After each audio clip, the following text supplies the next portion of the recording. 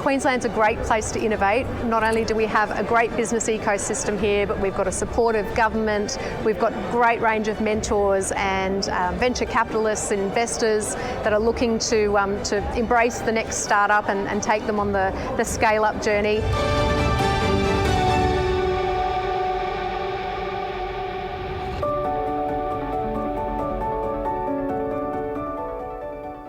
It's really important to know that it's a big world out there. There's lots of opportunities, and no matter what the language that you speak or what the cultural barriers are, people are genuinely there and they want to do business with you and have a great outcome.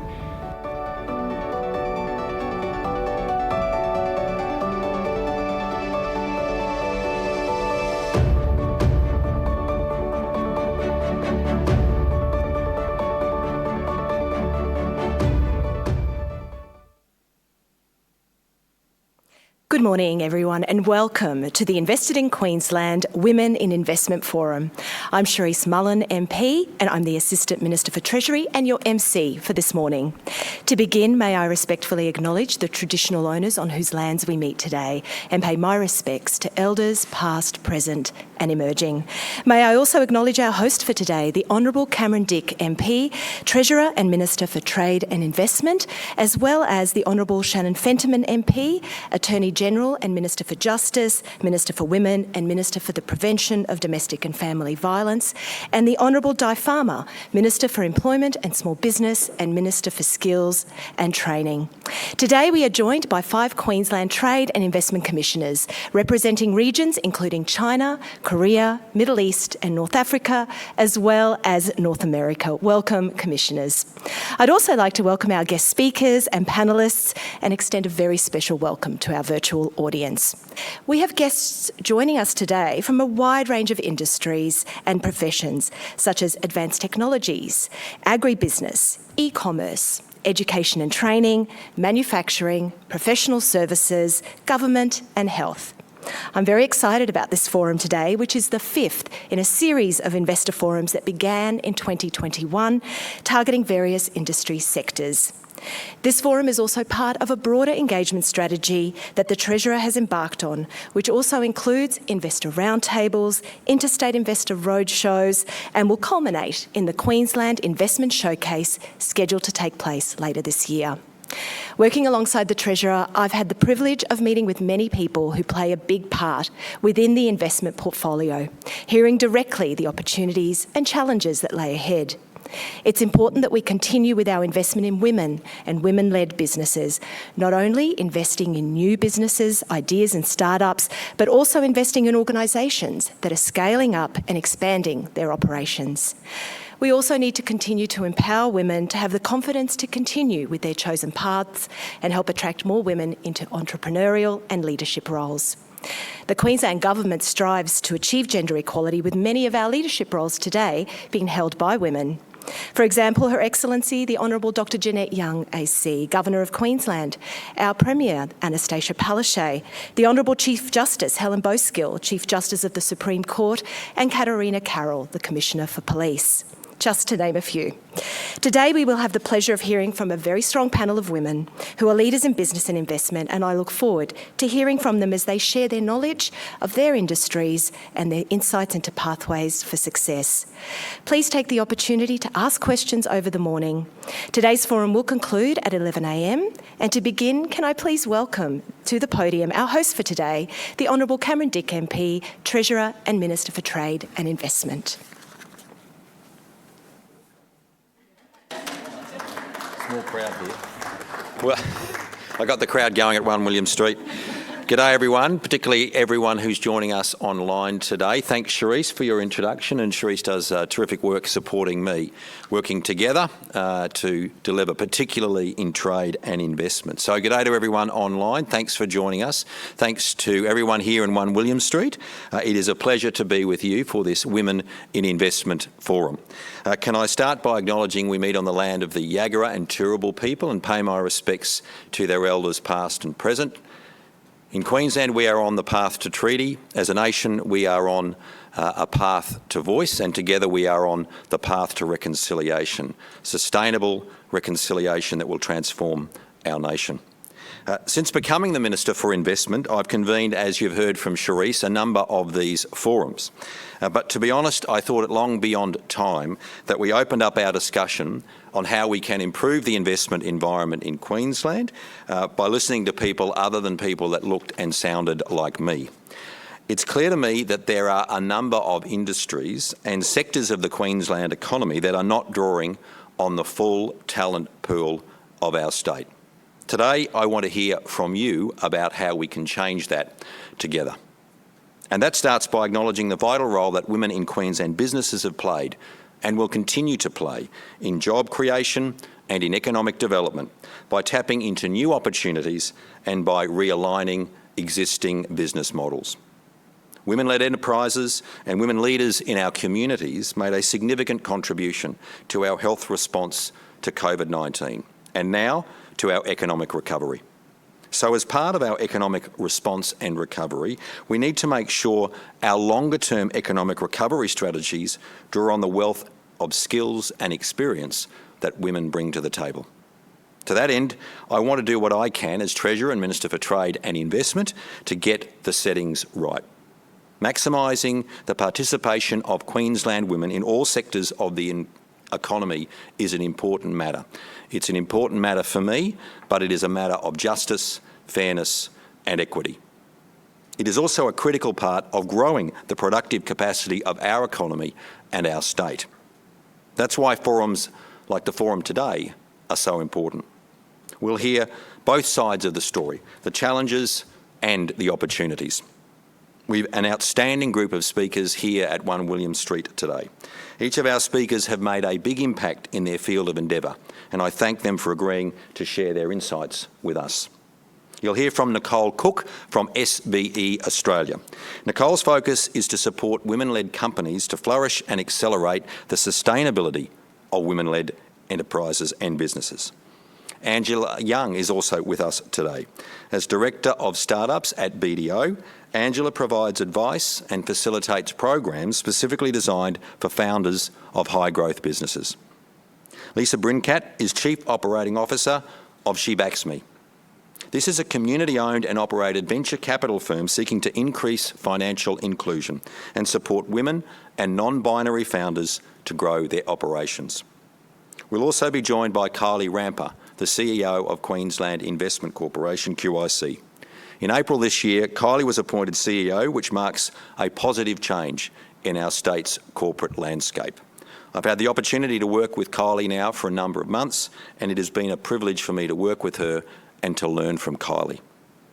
And we'll hear from Fiona Wiebush from the Queensland Institute. At the height of the pandemic, Fiona and her co-founder, Philippa Coleman, had the foresight to identify an opportunity that would evolve to benefit millions around the world. In December 2020, when the world was still in lockdown, they had the courage to launch a new business. Using their expertise, they set about supporting and inspiring global educators. And so the Queensland Institute was born.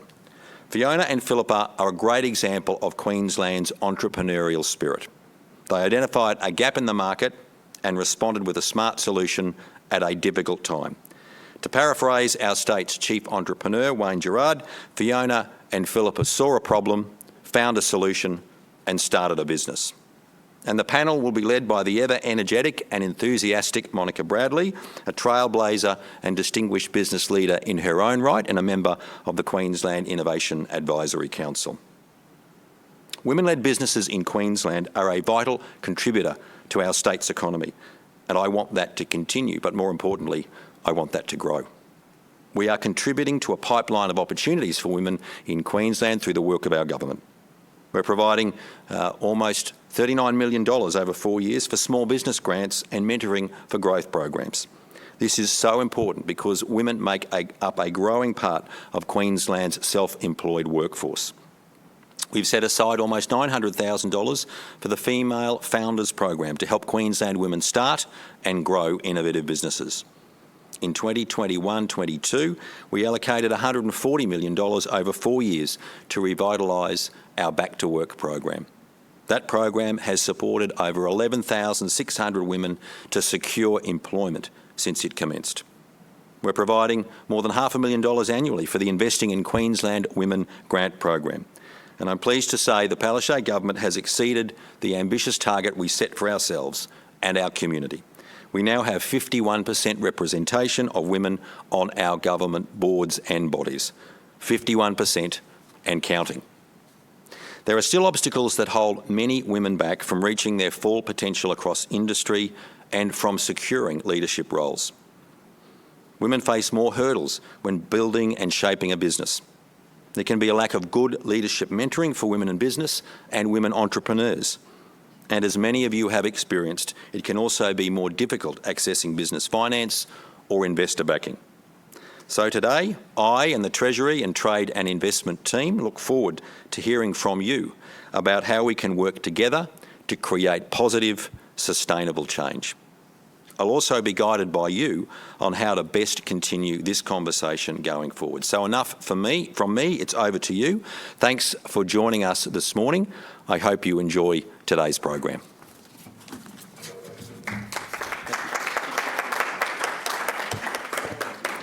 Thank you, Treasurer, for setting the scene. It's definitely an exciting time for Queensland and for the business community of women in our state.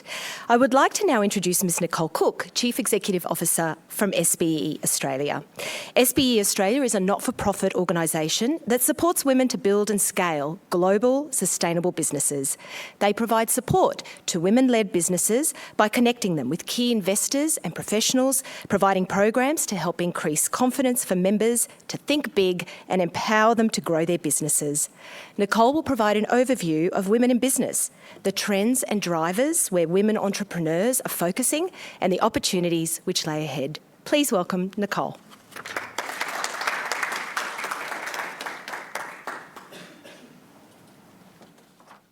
Thank you very much, Therese.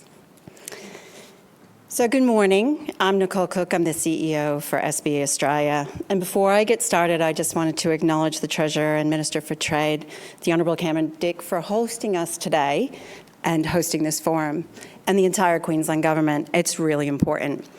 I'm here to talk to you today about women's economic participation through entrepreneurship and what that means for participation in the workforce and how we can actually collaborate and come together to support women choosing entrepreneurship as a career path. And most importantly, that it leads to job creation and trillions of dollars of GDP contribution around the globe when we reach parity. A little bit about SBE. So 10 years ago, we're celebrating our 10-year anniversary on the 1st of September. Wendy Simpson and Topaz Conway went to China and met Kay Koplovich and Amy Millman from the US, who had run Springboard Enterprises out of Washington, DC. That relationship created SBE Australia, Springboard Enterprises Australia, 10 years ago, with the first cohort of 8 women trained by the American entrepreneurs to launch their businesses. So it was a collaborative initiative, and it was global from day one. And we recognized the opportunity in women and high potential women for driving large businesses, starting small and driving large with support around them. And so what have we done since then? We have 400 businesses within our community, and many of them have gone global, raising over $1 billion in capital with 12 exits, the most recent being Modibody for $140 million only a couple of weeks ago, and over 1,000 jobs created just on our initiative. But we're not the only ones. There's been many since then. We do this with really core values. The human connection is significantly important as we build networks. Driving extraordinary and big and bold, so these are big businesses predominantly focused in tech and STEM. And most importantly, and we added this value only as we head into our 10-year anniversary, we have to take a role in collaboration over competition. A lot of us are doing this individually, and we need to know how to do it together. So where we focus, 3 core pillars: social capital, cultural capital, financial capital. Social capital, the entrepreneurial identity. So in terms of gender, men often recognize themselves as entrepreneurs before women. Wendy had noticed this when she started the organization 10 years ago, that there were a number of very successful entrepreneurs who were women in Australia, but they didn't identify themselves as entrepreneurs. So their entrepreneurial identity comes with networks, be able to create jobs, skill development, and that's where SBE has predominantly focused. The financial capital, that's the piece we're talking about today. How do you increase investment in this category? On both sides. What are we doing in the investor community? And what are we doing for the entrepreneurs to receive that investment? It's a very critical topic today, especially as more investors add women LPs and women to their investment committees. And the last piece is the cultural capital. Structurally, how do institutions support? How do institutions change? How do we change? How does SBE change? How do the accelerators change? The ecosystem, governments, university? How do we all look at it from a structural standpoint to say, what are the barriers to making this happen? And so that's where we're focused right now. So what we know, and I'll focus predominantly on startups and emerging businesses, over the past 10 years, we know that there's been a lot put into ideation. I've got an idea, how do I do this? A lot of the universities drive programs, we drive programs on ideation, but the conversion to startup and actually having a viable product is challenging. And in the past 10 years, there's been a lot of support for that. So we're seeing increase. We're seeing a lot of increase in women actually choosing an entrepreneurial path. Not just young women, women stepping out of corporate careers who said, I see a problem that I can't fix inside the organization, so I'm going to step out to do that. So you're seeing a lot of women in their 30s, 40s, and even 50s creating businesses and launching them now. Much like what's happening in the general workforce, the conversion rate of those businesses to going to large businesses is actually quite small. So the pipeline of scale-ups that get to the capital is not proportional to those that are creating businesses. So why is that? What's the structural change that needs to happen to convert a lot more of those businesses to scale up and big businesses growing domestically and globally and contributing to those economic factors that we're looking for? So what do we also know? And I'm going to talk about the financial metrics in a second. But we also know that when you do this, the ROI and the productivity and the performance of women-led businesses is through the roof. So how do we get this right so that we can continue to invest in women to drive these outcomes and reach that $2.5 to $5 trillion global contribution to GDP that we can all make when we reach parity? Now, the financial metric is the one that I want to zone in on here. So this is a report by the Tech Board. I'm using them as the source today. There's numerous sources that say what this is, what this number should be. So women-led businesses, sole founders, are still only getting 2 to 4% of capital dollars, right? So we're seeing a lot more in the deal flow getting through, but we're not seeing the actual conversion to capital. And this report from the Tech Board, and like I said, we're working with them on a number of different things at the moment. But most importantly, this is all capital, not just venture capital, but grants and private wealth. So 2 to 4%. So when you think that the pipeline is still large, why is it 2 to 4%? So as SBE, we saw this back in December and said, listen, we need to actually figure out how to shift that collaboratively. And we've commissioned a report with Deloitte Access Economics that we're launching on the 1st of September to unpack why this is, what achievements have been done in the past 10 years collectively, not just SBE, and what needs to change going forward to shift that dial so that these businesses can grow. And so on that spirit of collaboration, we'll be doing a call to action across the board on what role do investors play, so VCs, large investors, so super funds, governments, universities, corporates, industry, and accelerators. Even SBE is planning to change and look at how we continue to support those scale-ups. So it's a collaborative initiative from here, and like I said, we'll be launching this call to action on the 1st of September, so we hope you join us then. And with that, I'd like to thank you for the opportunity to speak today, and I look forward to unpacking this a little bit more with our panel. And I'll hand it back to Cherise. Thank you. Thank you. Such valuable insights. Appreciate that, Nicole. We will now hear from the Honourable Shannon Fentiman MP, the Attorney General and Minister for Justice, Minister for Women and Minister for the Prevention of Domestic and Family Violence, who is unable to join us in person, however has provided us with a pre-recorded message. Welcome, Attorney General. Can I begin today by respectfully acknowledging the Turrbal and Yagara peoples, the traditional owners of the land from which I join you today, and pay my respects to elders past, present and emerging. And given we're at a Women in Investment Forum, can I also particularly acknowledge the role of First Nations women, who for 3,000 generations have provided wisdom, leadership and protection of cultural heritage. Can I also acknowledge today's keynote speaker, the Honourable Cameron Dick, our Treasurer and Minister for Trade and Investment, and our Assistant Treasurer, Cherise Mullen. Thank you so much for the opportunity to speak to you virtually today. I'm delighted to be part of this series of forums to discuss how we can accelerate the state's economic recovery following COVID. And we know that making sure women's economic security is front and centre of our recovery plan is so important for the future economic growth of our state. It's absolutely vital that we consider the disproportionate impact that COVID has had on women and how it has exacerbated long-held underlying gender inequalities. Grattan Institute research tells us that during COVID, more women lost their jobs than men. Women also shouldered more of the increase in unpaid work. They were less likely to be eligible for government support due to their concentration in short-term casual positions, which of course were often in the hardest hit industries. Our government remains committed to addressing these underlying inequalities and ensuring that every woman and girl is able to freely participate and succeed in our economic, social and cultural opportunities. And that's why we released the new Queensland Women's Strategy earlier this year. Economic security is the overarching priority and the cornerstone of our new strategy. It's at the heart of gender equality.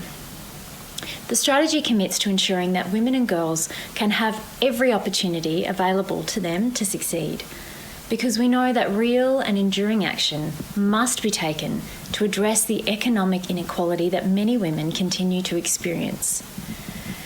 10 years ago in 2012, the Grattan Institute modelling predicted that if women's workforce participation increased by just 6%, the Australian economy would grow by $25 billion. That's why we continue to invest in programs such as Skilling Queenslanders for Work, which has already supported 36,000 women to gain a qualification that leads to a job. We've also invested $39 million in our small business grants and mentoring for growth programs that have already supported so many women to kickstart their own business. And we have our Investing in Queensland Women grants that support organisations to deliver projects to empower women and girls from all backgrounds to address gender inequality. Because strengthening women and girls' economic security is an investment in the future of Queensland. I'm also proud of our government's achievements when it comes to getting more women into leadership positions. We set a target of 50% representation of women on government boards and bodies by 2020, and we achieved that target a year early. We've also maintained women's representation at over 50% ever since. And under the new women's strategy, we will continue to work with the private sector to increase women's participation in leadership positions and decision-making bodies, because again, it's good for women and it's great for our economy. The message I want you to take away today is that we must continue to work together to show our own leadership in our own sphere of influence, embrace change, and tackle the challenges to create the kind of Queensland we want to see for all women and girls. It's about a Queensland where women are equally represented in positions of leadership and have opportunities to contribute to the community and the workplace. More and more women are stepping forward and stepping up and showing leadership to the great benefit of our state. I look forward to continuing our work together as we invest in Queensland women. Thanks very much.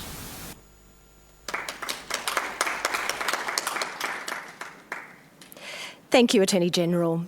It's my pleasure to now invite Kylie Rampa, the Chief Executive Officer of Queensland Investment Corporation, commonly known as QIC. As the Treasurer mentioned, Kylie commenced her role as the CEO of QIC in April this year. Kylie has a wealth of knowledge gained from her 25 years of experience in investment management through her role with Lendlease, Macquarie, Gandel Group, AMP and Schroeder Investment Management.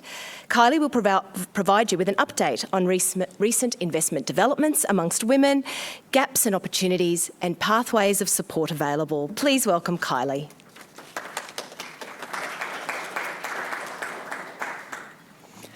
Good morning, everyone, and thanks so much for joining. I hear we have a tremendous amount of people online, and for our topic today, I think one of the key things is participation. So great to see so many people here today. I would like to begin, though, by acknowledging the traditional owners of the land we meet here today, pay my respects to the elders past, present and future, and also offer my support and definitely the support of QIC to help our communities really tackle the challenges that they face. I also would like to acknowledge the Honourable Cameron Dick, the Treasurer, Minister for Trade and Investment, also acknowledge his vision to actually host the event this morning. The Honourable Shannon Fetterman, Attorney General and Minister and Justice, Minister for Women and Minister for the Prevention of Domestic and Family Violence, the Honourable Di Farmer, Minister for Employment and Small Business, Minister for Training and Skills Development, Charisse Mallon, the Assistant Minister for Treasury, Nicole Cook, CEO, SBE Australia, and other distinguished guests and speakers. Well, what a tremendous opportunity and honour it is to join you today and recognise the host of Queensland women leading the way in the investment sector. I cannot understate how important forums like this are. It's important for every qualified woman second-guessing themselves before a big job interview, every female intern worrying about bumping their head on the glass ceiling, and every first-year economics student doubting they'll reach the heights of their male classmates. I'm privileged to lead a world-class alternate investment manager overseeing $91 billion of assets and funds under management and 125 clients across the globe. So if nothing else, I can say without confidence that you can excel in the world of investments. You can smash that glass ceiling, or the perception of it, and the investment sector is as much a woman's domain as it is a man's. When it comes to women in investment, we know there are challenges, but also, importantly, we need to recognise there's tremendous opportunities. And to know where you're going, you first must know where you are. So at this point, I think it'll be helpful to look at the current state of play for gender equality in the investment sector. In Australia, women hold 32.5% of management positions, according to the Workplace Gender Equality Agency. Across finance more broadly, women hold only 28.7% of key senior management roles. In some positive news, Australia is one of the few countries to have made measurable progress in advancing gender diversity in leadership roles. We have the highest forecasted share of women in executive positions at 35.7% by 2030. Positive, yes, but proof there's still a very long way to go. particularly when you consider Australian women have been graduating from university in greater numbers than men for more than a decade. The pipeline of talent is there. To any employers claiming it's tough to find suitable qualified women for senior roles, I think the message is clear: look harder. That's not to abandon merit-based processes at all. Of course, the right person for the job is always important. It's not to simply hand the gold medal to a woman, it's to ensure there are strong, qualified women in the race to start with. Companies need to continue to make it a priority to hire, support, and promote women to leadership roles. And why? Well, because the case for organisational diversity has never been more convincing. Research out of Harvard has found diversity within firms has been shown to drive innovation and increase productivity. Gender diversity, particularly at the leadership level, has even been linked to boosts in profitability, as you've heard earlier this morning. It's no wonder then that 34% of CEOs recently told Deloitte diversity and other societal impact indicators were a key measure of success when evaluating firm performance. At QIC, we have a strong conviction for gender equality and diversity in all its forms. We believe diversity creates a resilient workforce culture that contributes to solid investment performance and outcomes. We're a signatory for the Financial Services Council Women Investment Management Charter. This is a voluntary and flexible framework for funds management firms to adopt a self-nominated gender diversity target. Targets matter, and at QIC you see that in our approach to achieving an equilibrium in gender diversity, our approach is at a company-wide level. We give and take 5% on our targets, senior leadership give or take 10%, but at a board level, 50-50% composition. We're currently sitting at 49% split, 49-51% split across QIC, while women hold 38% of senior leadership roles. Promisingly, 58% of all new hires in the past 12 months have been female. And to support these targets, in 2019, the Qic Balance Network was launched. It aims to encourage numerous flexible working policies and support systems, build a pipeline of future women leaders, create stronger external networks, and encourage and foster personal and professional growth for all of our employees. The network continues to champion and promote gender equality across all teams and levels, as well as spotlight balance in gender representation and work-life balance across QIC. I apologise for my croaky voice. I'm just getting over a cold that I picked up from my children. To demonstrate our commitment to gender equality even further, we've also appointed QIC's inaugural Head of Diversity and Inclusion to lead and deliver our diversity, inclusion and wellness strategy. When it comes to gender equality and diversity in the workplace, we recognise there's still a lot more to do, and not just at QIC, but across the investment sector in companies just like yours. Organisational diversity is organisational strength. It is resilience. It drives innovation, productivity and profitability. It does contribute to a stronger corporate performance to all our shareholders and stronger investment performance for our clients. Some view achieving equality as a challenge. I see it as an opportunity to support and develop the next generation of successful female leaders in the investment sector. Let's continue to be the role models we wanted for our younger selves, and make it a priority to hire, support and promote Queensland women in investment. Thank you.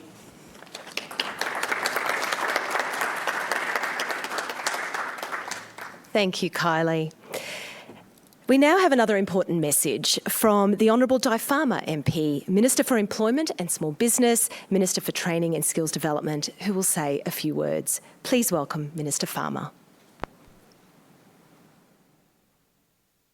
Good morning. Thank you so much for having me, and I'm really sorry I can't be there in person, but I want to acknowledge the traditional owners of the lands from which we are all joining the meeting this morning and pay my respects to elders past, present and emerging. I acknowledge that we all meet on Aboriginal land. It always was and it always will be.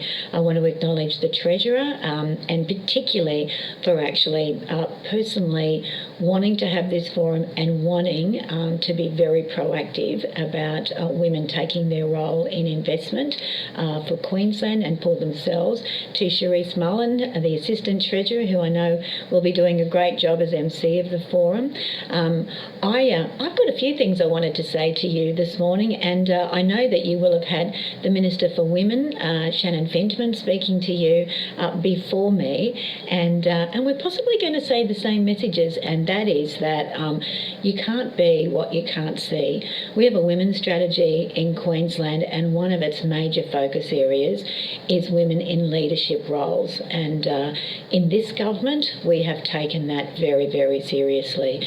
We have a female Premier, 50% of our cabinet are women, almost 50% of our caucus. When we were re-elected in 2015, from 32% female representation on government boards, we are now at 54%, and we made a deliberate commitment that we were going to have over 50% representation of women on those government boards, and I know that that has now set an example for women in the private sector as well, to say that women need an equal place at the table. And there's plenty of evidence to show that where you have women, where you have diversity in decision making, where you have diversity in any endeavour, then you are more likely to make better decisions. They will be more inclusive decisions, and they will be smarter decisions, and I think the results are quite clear on that.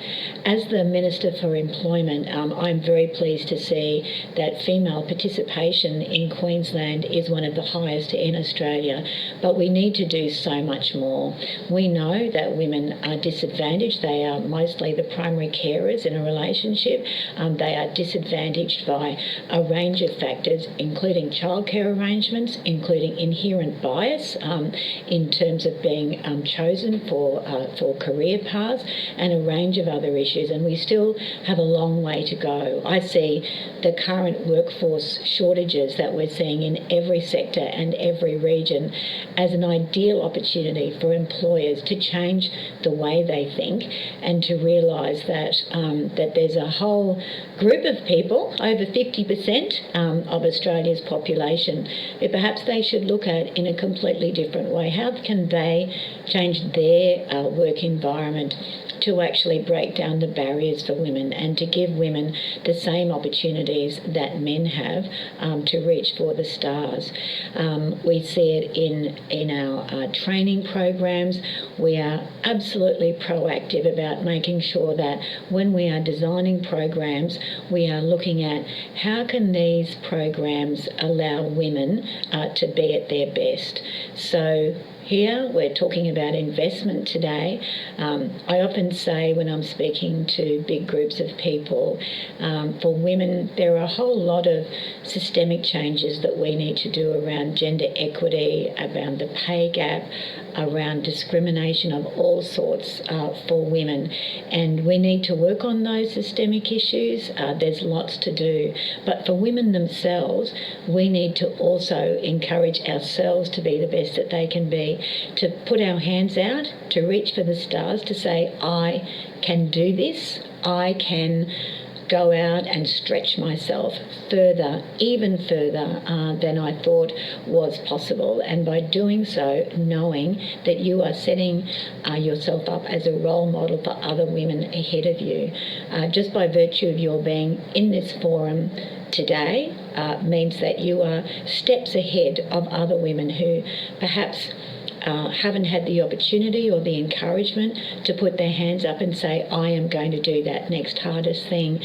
So please see yourselves as women who can actually take those opportunities and really showcase what you do and what Australia does. But please see yourselves also as really, really important role models for the women who are coming up behind you. I hope to be sharing with you some really exciting work as we release our Queensland Workforce Strategy in the coming weeks, looking at how we can encourage women to participate at their fullest in the workforce and to be supported to do so. But I'm so excited about hearing the results of this forum.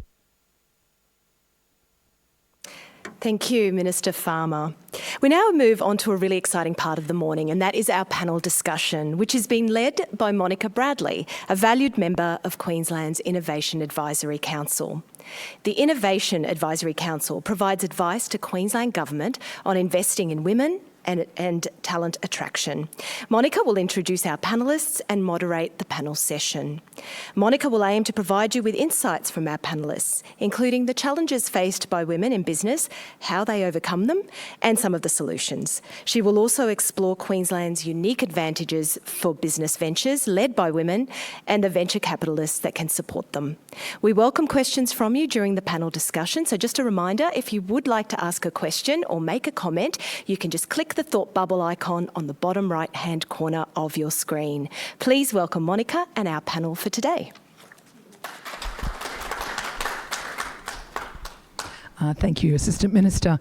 Can I also add my respects to the traditional owners of the Yugara and Turrbal land that we sit on here? And, you know, our traditional owners in this unceded land are the original innovators, lawmakers and creators. And so many of the challenges we face in the decades ahead in regards to the land that we live on and the practices that we're going to use to coexist are held in that wisdom. And we welcome their contribution, and we work very hard in the investment space to make sure that the table is very inclusive. So I honour all of you out there today. A thought bubble. Let's all hit that thought bubble. So Lisa Saganto and Christine Dean have already hit that thought bubble. So I've got your questions lined up here, ladies and gentlemen. So I really welcome the participation. We've got a great amount of time here today, so we can, take time with our answers. We can integrate questions from the audience and also build on those if we've got a theme going. So it's not a snatch and grab. Let's, make sure that we're going in this. It's an important discussion, and I really respect and honour the Treasurer for starting this important discussion today, and for the Ministers Farmer and for Minister Fentiman for really taking a cross-portfolio approach, because the largest and most important asset class that is underinvested today is the asset class of women.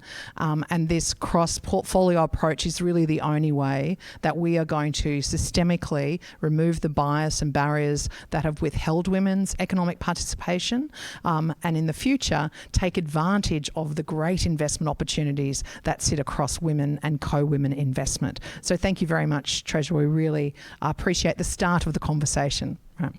So you've heard from Kylie this morning already, and you've heard from Nicole. So I thought we might start with the woman that most people might say, wow, let's start a new business, Fiona Weebush. Could you tell us a little bit about your business and what motivates someone when you see COVID ahead to start a new business? Well, thank you very much, Monica, and thank you to the government and my colleagues here on the panel. I feel very privileged to be here today, and I think it is true that just 18 months ago I was one of the people watching at home and trying to learn about business and investment opportunities here in Queensland because we had to during the pandemic. I think today I represent, together with my co-founder Philippa Coleman, the Queensland Institute. Our company represents new business and investment opportunities in the international education and training sector. So in terms of a little bit about what we do, we're a private education and training provider based here in Brisbane, and we help schools and universities to facilitate professional development for teachers in international education, all fully online. And we support schools and universities here in Australia, but in fact, much of our work is with universities overseas in places like Taiwan, Hong Kong, Chile, Mexico, Vietnam, the Central Pacific. All of these opportunities have come through online delivery and working in the digital era. And all of those teachers that we teach have students on a pathway to further study, hopefully in Australia. And we're really proud that some of our teacher course participants have a really strong affinity to Queensland as a result. So really, I just want to say you're doing the right thing by logging in online and learning and looking about what the opportunities are in business and investment. And I would encourage you to continue to take up those learning opportunities, which is why I'm here today, to learn from our incredible panel. So I look forward to hearing more. Thanks, Fiona. I always find it's very important for, particularly as a woman, that often I didn't see role models when in my younger career, is to hear, how did you make that transition? Were you in a traditional job and then you decided to change? So could you just tell a little bit about your thought process and, you know, what might have held you back longer? Why did you not do it sooner?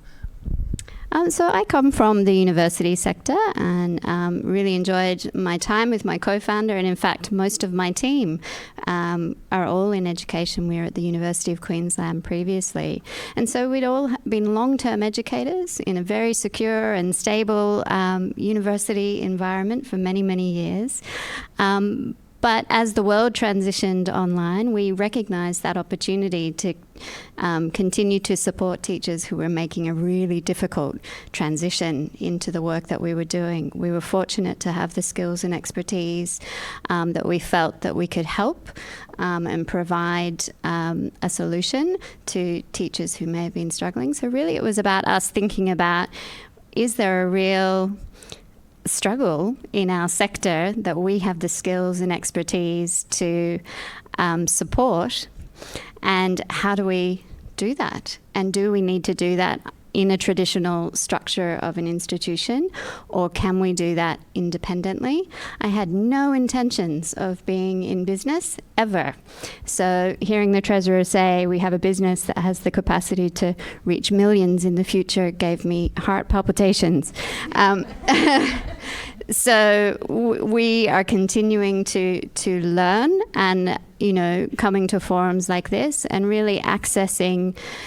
I think had we not had access to some of the learning tools that the government has made available through the Business Launchpad and through websites and self-directed learning opportunities online, even at the local level with the Brisbane Business Hub, had we not had those original touch points and an opportunity to talk to people who had done it and who could be mentors to us along the way, I don't think we would have had the confidence to pursue it. So I would encourage anyone thinking about transitioning into business is to look and learn from the people who have been there and done that. And as you can see, there's a significant number of women that have taken time out of their busy days today to come and share their experiences, and there are many more of them available to help, as we've discovered in our journey. Thank you, Fiona. That's good to hear. So when we talk about women needing education and pathways and support, the Queensland Government, you know, I've been involved with Advanced Queensland since the original 2015 days. And in those, and right from the beginning, I have to say, it's been an inclusive program. When we had to start with our program, which was very generic. The generic program then landed naturally with, as society does, with mostly supporting a lot of male tech founders. But we really searched, and the program every year has searched into the regional areas and into Indigenous and into women and people with different abilities. Where are we missing inclusion at the table here? Because it's all of those lived life experiences that present the very problems, as you described, Fiona, that spark the entrepreneurship to want to solve that problem. So if we think about Angela at BDO is a great part of our ecosystem here. You've been a supporter of the Advanced Queensland since 2015, and you now run a couple of programs that really support, educate and bring startup ventures on the pathway to raising capital. Could you talk a little bit about your transition and your journey to that, and also what BDO is doing in this space? Thank you, Monica, and thank you to the Treasurer for putting on this event. It's much needed, and thank you for including me in it. So I am from BDO, from startups. I've only been there 4 months. I did transition, and I've transitioned. Could I just interrupt there? Yep. Women today, we are not using the words only, and we will definitely not use the word I'm just, right? So if we could just eliminate only and just from any questions or comments, we'll be happy today. I'll do my best. It's a learnt journey. So why I've moved from the university sector, worked in startups and incubation pre-accelerator programs for 5 years, and then at the ripe old age of 50 decided that wasn't enough. What more is there out there? Was I truly actually helping the startups and the people that needed the most help by sitting in the university sector? So I pushed myself at the age of 50 and went, where can I actually bring my skills? I don't have a huge amount of money that I can lend, but I've actually got a wealth of resources and experience that I could lend. And I've landed at a big corporate and going, how can I actually change what these guys do? For me, working in startups or startups as your customer is usually not a great customer because they don't have a lot of money and they usually can't pay. So I was interested in what the corporates were doing in this space, where at BDO it is, they need to make money, and it's, we all have KPIs, but how do you do that with startups?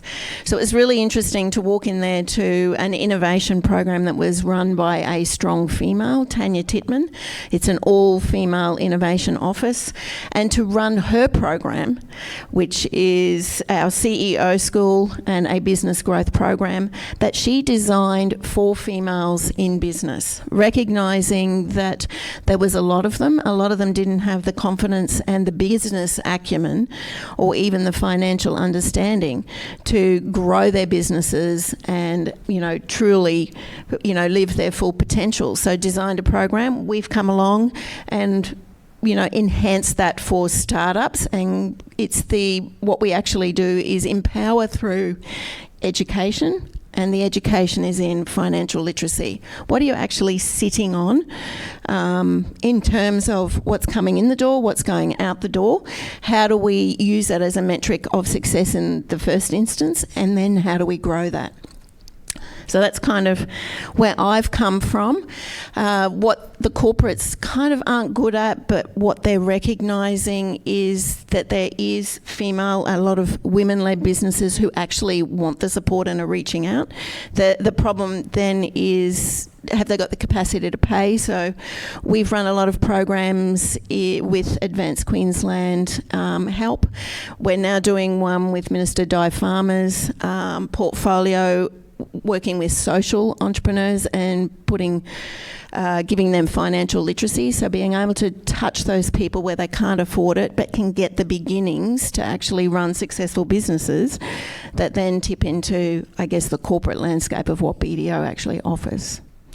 That's awesome. And look, I'm going to get to Elise Parpitz from the Queensland Social Enterprise Council, who's been very quick out of the gates about social entrepreneurship, and I totally agree.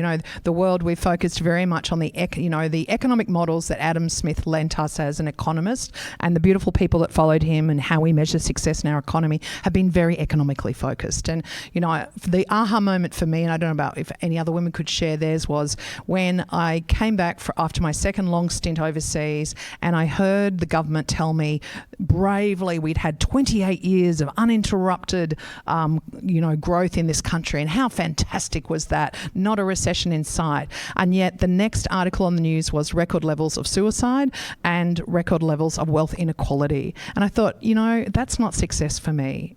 We cannot just continue to think that the economics are the only success. And so that started me on a journey that helped me measure what I call the invisible economy, the caring economy, the economy that many women in the audience, but also men, are actively participating in, that doesn't remunerate and we don't measure.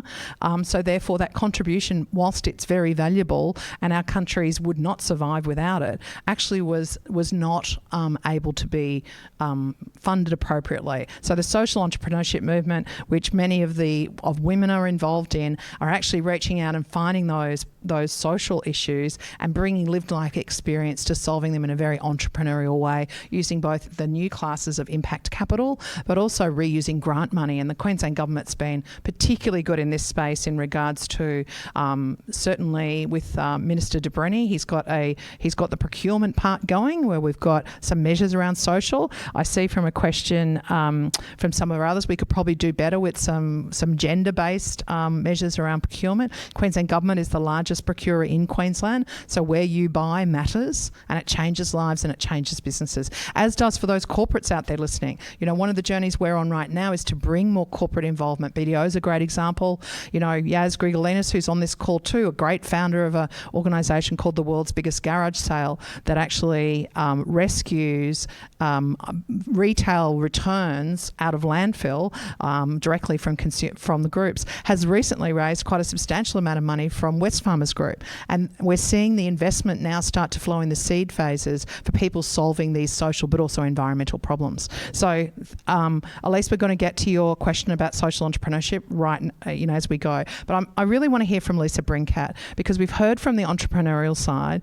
Lisa is both an entrepreneur, but she is also really addressing the funding side for women through She Backs Me, and your journey with She.io, which is now called Coralus, which, for full disclaimer, I've been part of for a long time. It's a global fund that disperses interest-free debt to women entrepreneurs. So, Lisa, can we hear a little bit about your journey to She Backs Me and the problem that you're solving with the boutique capital firm that you've established? Sure, thanks, Monica. So She Backs Me does loans and revenue share funding to women and non-binary folk whose businesses is capacity constrained. So they're growing and they need to bring on extra team members or extra equipment or something to help them grow. We're a private group of women who come together and have basically said, well, this is ridiculous. Things are getting ridiculous. Let's see what we can do. Let's invest.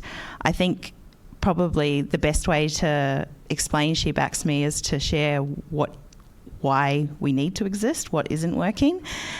So traditional business banking often isn't well catered for women who have been in business for less than 2 years, for single women who are running a business without the support of an additional partner, and therefore, you know, banks are looking for two incomes a lot of the time to do their lending. We're finding older women coming to us who aren't getting that kind of support in the traditional banking system. The banking system looks at how long they have to retirement, regardless of what their business is doing. And when it comes to the venture capital space, we're seeing that women who are approaching venture capital, when we talk about the 4% statistics, it's worth kind of noting that that's in quantum 217 businesses over 4 years, and there's 700,000 women run businesses in Australia. So the problem that is out there for women to get that funding that they need is huge, and that's really why we've stepped into this space to fix it, to get in and invest and be part of the solution. And that's through She Backs Me on the back of that. So can you talk a little bit more to the funding side? So, and maybe Nicole, you can jump in here too, because you're doing a study on this space, right? So I remember reading, watching a couple of great successes out of Queensland here. The denim company, Outland Denim, that raised, I think, $2 million through equity crowdfunding. And I remember that when the great folk from Food Connect raised, again, $2 million to buy their premises out at Maruka and to get some funding into their business, something over 90% of those investors were women. And so equity crowdfunding all of a sudden opened the eyes to women were willing to be investors, but was it that they were investing through smaller investments in a group around something that was explained to them in a way that could you talk a little bit to that? Like, what do you think is driving women or constraining women as investors? I think it is very, very difficult for women to invest in this space. The regulatory environment is very strict. People that predominantly people that are able to invest in this space need to have $250,000 in income or $2.5 million in assets. So that excludes a lot of women, and it also sees women who, at points in their life where men are hitting those barriers, they've come across life circumstances that have knocked them out of the game as well. So it's a real problem, and there's not a lot of solutions that are out there at the moment. We're working towards the retail fund mechanism so as that we can get more women involved. What I think women do really well, and that's why I think as investors we're really keen to invest in space, is that for every sort of dollar of financial capital that a woman receives, the amazing women that step forward and support her, she's likely to receive 4, 5, 10 times that value in mentoring time, volunteer time, women that purchase from her. And so, to Monica's point, Coralus SheEO is a community where people vote for which businesses they think are adding value to the world, where they want to see the world go. They do a financial review, and then businesses get selected, and that community of women continue on to support those businesses as they move forward. So those are the kind of challenges that I see in the investment community, is that women don't have as many vehicles to be able to participate in this sort of landscape. But the opportunity is that for every dollar of capital that does go to women, the non-financial capital that the community brings to the table is huge.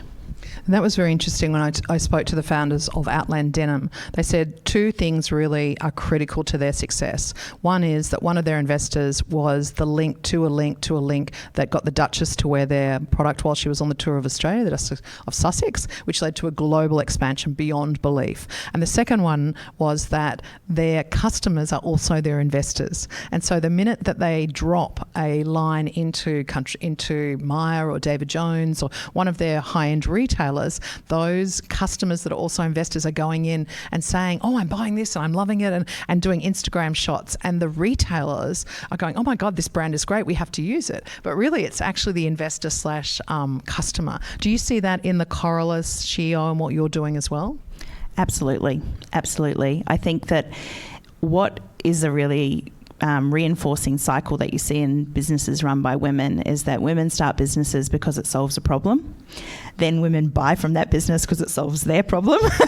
And then when they get involved and invest in those businesses, really it's them saying, hey, this has solved my problem. It could solve everyone else's problem in this space. So yeah, I see that as a huge advantage. Let's keep that parked, because women's lived life experience and the problems they solve, I think, is a whole nother topic, but we want to get to that today. Nicole, what are you seeing in the investment side? Yeah, I might just complement it from a larger kind of investment category and some of the trends that I like to look at the trends actually over the past 12 months, because there's a lot of energy around this conversation. If you go back 5 years, even then it's very different than right now. So there is a real emergence of women wanting to invest. And so for those on the call today, the education on how to do it, even with the barriers that were just highlighted, is kind of important, right? And so you got high net worth women, you got women wanting to support women, so you want women investing in women is definitely a trend. And I was on a panel just last week learning about this, and one of the key themes was that, how do I start? What's the myth around it? Like, what's the barriers? There are a lot of education programs right now about how to start. So particularly around angel investing, and you've got the likes of Scale Investors, which is one of the first angel syndicate shout groups. out to Susan Oliver and shout out Carol to Schwartz that started the Scale Investors a decade ago? Right around the same time as SBA. So very complementary businesses, and it's still going and it's still investing, and we're still seeing a lot of that seed funding coming from that angel network. network. In addition to that, women participating in other angel networks and syndicates and the emergence of crowdfunding platforms that are dedicated in this space. It's really good. And then in terms of the venture capital funds, in the last 6 months, you're seeing a lot more women on the investment committee. You're seeing, because women adding to the investment Which would be good because there was none before. There were none.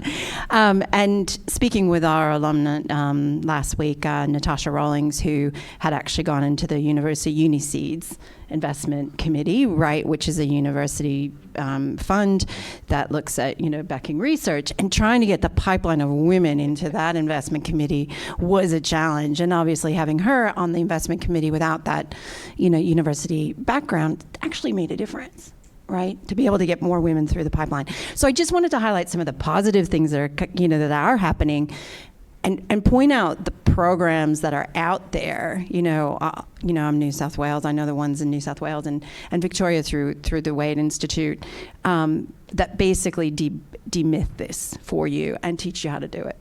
And so I just wanted to highlight that aspect on the larger side of investment. Still a long journey to go, but making progress. So have you got any advice to, Lisa Saganto's asked a great question here. We've gone from women not participating as an investor to now having quite a few women-only investors. Scale was women investors investing in only women ventures. So she's saying, at what stage does, what are still the barriers that exist either in angel mechanisms where women don't feel either comfortable, or why are women not participating in the angel networks that are quite flourishing already in Sydney and, say, Melbourne? In terms of what I think, like anything else, there's and this is just going to be opinion. It's not necessarily data backed. So we want your opinion. It's very valid. For others to support this. But I think it's much like you've already heard in terms of the themes, right? So courage to step out and do a business. Courage to leave your corporate career and say, I actually can solve this problem if I just get the right help and the mentorship around me. It's the same in investing. Obviously, we've got some barriers around, the classification over what a sophisticated investor is in Australia, but that's regardless of gender. And the courage to actually say, I'm going to consider this, right? And I can make these decisions.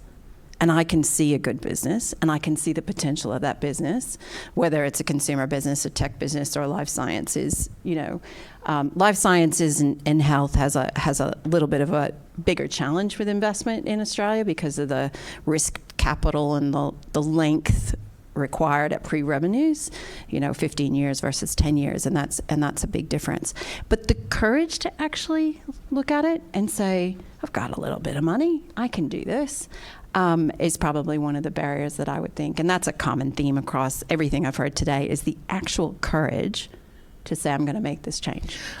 From my perspective, as someone who has many times turned up to angel investment meetings in different locations, I think also, it's like when, and probably many women would have the same experience. If you were often the first woman on an executive team, or you're, very often in our early career, I'm old, so I was sometimes the only woman on the board or the only woman in the team, right? It's not that you feel not included, it's just different. Right, and you're conscious of your gender when you step into those spaces. And I found most of my experiences with the angel groups I'm very conscious, because I don't see a lot of people like me in those groups, but also their investment lens and lived life experience. Remembering people make investment decisions based on their kind of human intelligence in their head, their life experience, their gut feel. They do look at the numbers, but they're also saying, is this a problem? Is this really a problem? Is it worth solving? What's the addressable market, right? If we're going through all those questions in our head, and I'm sitting there with a bunch of people that have a very different lived life experience to me, I think some of that leads to the uncomfortableness of whether you feel welcomed there.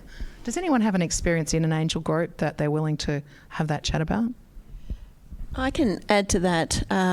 When I was working in the university space and I moved from the Vice-Chancellor's office into this startup world, I'd come from a background that was private equity was our company. We ended up buying other companies. So I had a private equity lens, which was we bought a going concern. We didn't, what we saw venture capital, which sort of was emerging, was a bit like gambling. So there was this new language that was coming about, and I'd gone into this startup world with a bit of heavy scepticism, going, okay, I need to be proved wrong. I didn't know what angel investing was, but I was interested, so I got an invitation to the local Brisbane Angels through somebody that I knew, and I said, I know a lot of people in Brisbane, high net worth. I might know a lot of people in this room. I turned up, I didn't know anyone other than the guy that took me there. And there were females in there, but very underrepresented. And watched the whole process of what actually happens, with the founder and how it actually works and how you voted. I didn't participate, but kind of watched and learning, but same thing, I just felt completely like I didn't belong, or it was very alien. And went, wow, they're making judgment calls on, there would be usually 5 people that presented, and they were male presenters as well, and the commentary once they left the room, and I went, oh wow, these aren't sophisticated. Have they ever run a business? I was thinking a little bit differently and went, wow, this is a terrifying experience for anyone that stands on that other side, particularly a female. Then 5 years later, still going to those meetings, I knew 3 females that had gotten through and were going to actually present. And I went, look, I don't like going because it's not me, I don't fit in. But I'll go so there's a friendly face in that audience just for you, because I know if it's horrible for me sitting in the audience and not pitching, it must be bloody awful for you to stand up there and do it as a female and just be hit with questions, or you don't know what's actually happening in the room. So it's not very inclusive. It needs almost a buddy, a welcoming way of actually doing it, or lifting the lid on actually how does it work behind those scenes. So hats off to Lisa Saganto and Christine and the women that I do know that are turning up at angel investment meetings in record numbers, really trying to change that trend. And, I'd encourage, if you can, it's a great way to tap. And if you can build relationships with those men that at first don't understand some of the problems that we're solving, but are willing and open to listen. I have an outrageous story, which we'll probably say for over a glass of wine one night, about a woman pitching a period cup. I don't know if anyone knows what that is, but, to a bunch of male investors. Now, that was traumatising. Yeah. Just watching, they didn't know how to ask a question about even the functionality of the product, and there was just this discomfort, right? So, again, I think there's a place, and in many ways, we had a lot of women-only groups in leadership development, 2 decades ago, before we all got to work out how does inclusion really look. So, in a lot of ways, maybe the investment path at the moment, we're putting singular sexual or gender focus because we need to ramp it up. And then are we encouraging that at some time in the future they'll come together like institutional capital does, Kylie?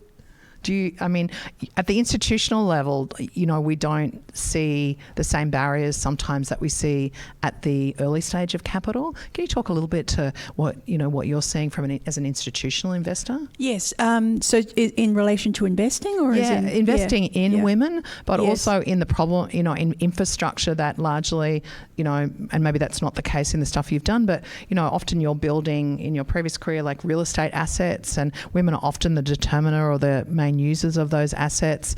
How much are you taking into account gender in those decisions about what you would invest in and how? Yeah, look, and this comes back to the diversity we have in our workforce when we're looking at all of these major opportunities and processes. And there's many levels to this. Firstly, there's the investment phase. Does it actually make sense? And then there's the execution phase of what you're delivering. And everything we do has a customer lens, right? So we're trying to trigger a return for a major investor, or we're trying to deliver an economic outcome for what we're doing. And that takes the minds of many people, and it takes diverse thinking in order to create that. So when we're pulling our teams of people together to analyse the investment thesis to actually deliver, diversity is a very big part of our thinking in how we build those teams. Diversity of experience, diversity of gender, age diversity, a whole range of diversity goes into that thinking. It's really critical. Otherwise, you get groupthink. It will always lead to a very narrow outcome. It also goes to what it is we're trying to achieve and how we build social impact into everything we're doing. So yeah, it's really critical. And I've seen, particularly probably more in my Lend-Lease days, to be honest, where big mixed-use precincts that were city shaping that had many different end users trying to deliver multiple outcomes for a multiple range of stakeholders. That diversity was really important. Even then, looking at our Rampa initiatives and how you build storytelling into those major projects. So being inclusive, very important in how we build those teams. I mean, what comes to mind when you speak of that is really Yarrabilbilla, right? Like where there is and fostering entrepreneurship in those great growing communities between Logan and Ipswich. Whether it be in the emerging industries. Lovely I was down there recently and loving to see that they're participating actively in like the container deposit schemes to circularise their containers and bottles, and they're thinking about green waste systems. We're still struggling institutionally because of regulatory barriers to maybe make sure that they're fitted with the right technology proofing in our transition to low renewable energy. Yeah, so as part of our investment case, and when investment papers come up to me, and the narrative that we use and how we judge any sort of project or investment is really a triple bottom line approach, right? So we're looking at the financial metrics. We look at what's the social impact of that and how can we give rise to social outcomes, and then what's our sustainability footprint and how can we really be leading edge. So I think bringing a triple bottom line approach to investment decisions is really important. Look, I was actually just I was buying a coffee yesterday and I bumped into one of our development managers and we're talking about a particular project, and I said, well, I really want to see that project delivered in cross-laminated timber. He said, oh, look, it's proving a little bit expensive at the moment. I said, I want to see both cases because I might forego a couple of basis points of return to give rise to the sustainability outcome. So it takes leadership to push because the teams will always go to, I need to drive the financial outcome. So as a leader, you have to push for that change and expect that when the investment case comes up, consideration has been given to all of those elements. Bravo, Kylie. We're loving to hear those. I do my best work at the coffee shop, by the way. Bring on more coffee. But the triple bottom line is so imperative. And, that brings me really to the challenges that the problems that we're going to use the ventures and the venture capital and the investment capital in all of its phases to solve over the next 10 to 20 years are really the transitional issues, right? And our state is in, globally we're transitioning. I'm doing a lot of research in this space at the moment. I have a anecdotal theory that women are going to lead that, because the average woman has 10 transitions in her career already in her lived life. Women also have greater exposure to the health system, the education system, the supply chains and logistics, real estate sector. So these sectors that, we have been in the invisible economy in terms of the people that procure the services are now coming to the fore. So can anyone talk, who I'm opening up now, who would love to talk to, this rising phase of deeply impact-driven both founders and also new sources of funding that are coming in around social and environmental causes? I'll kick off from an institutional lens. Look, I think we're at a significant inflection point. The big major global investors have considerable allocations that they need to meet, and quite frankly they're not able to meet those allocations. So there's a huge opportunity to put forward great investment opportunities that give rise to those social and sustainable outcomes. These big funds, if they need to allocate 5%, I mean, that's hundreds and hundreds of millions of dollars to go into these endeavours. It's the challenge is actually finding the endeavour, and I think also having the courage to put something up that, it doesn't always come, and this is a big problem. It doesn't always come at a financial impediment. You need to remove that thinking as well. But the deliverable is viewed very differently in how they're looking to allocate their capital. And I noticed today we've got lots of participants from the regional Australia, and for me, regional Australia is just an innovation on fire when it comes to the natural capital markets, what we're doing with land restoration, what we're trying to do with the blended regeneration movement, but also the transition. Well, they were necessity transitions to low carbon, right? Because they were remote and off the grid. So a lot of that innovation has come from that sector.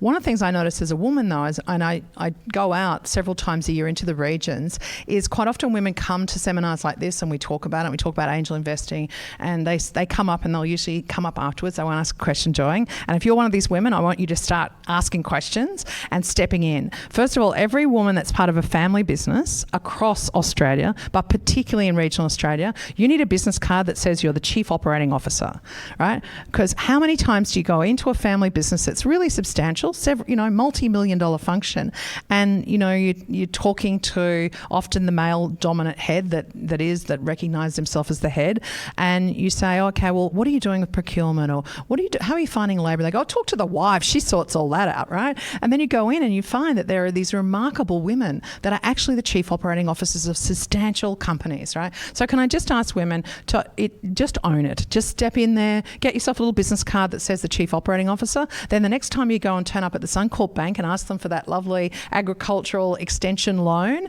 they'll start to understand we have some things we've got to do ourselves, right, to step into those spaces. Monica, I'm pleased you raised it, because I see this as it's a two-way issue here. And I say to our female executives at work, I said, when you walk into a room, say who you are and what you do. Don't just walk in and say, hi, I'm Michelle, I'm Belinda.